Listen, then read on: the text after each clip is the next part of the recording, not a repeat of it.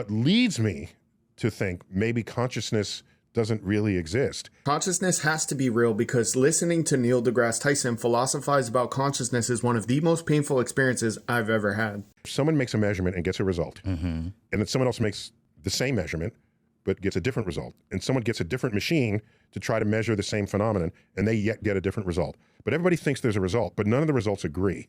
That's usually evidence of no phenomenon at all.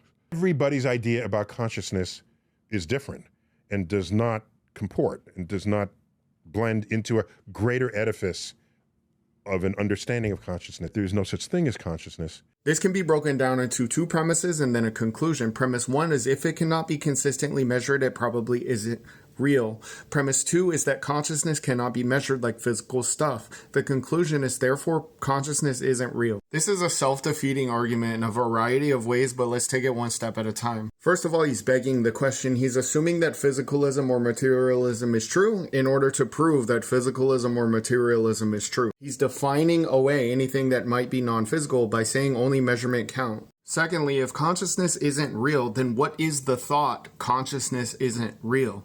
Even if it's an illusion of some sort, illusions are still experiences. You can't have an illusion without something or someone to experience the illusion. I could go on, but the reason you can't measure consciousness is not because it's not real, it's because it is that which measures.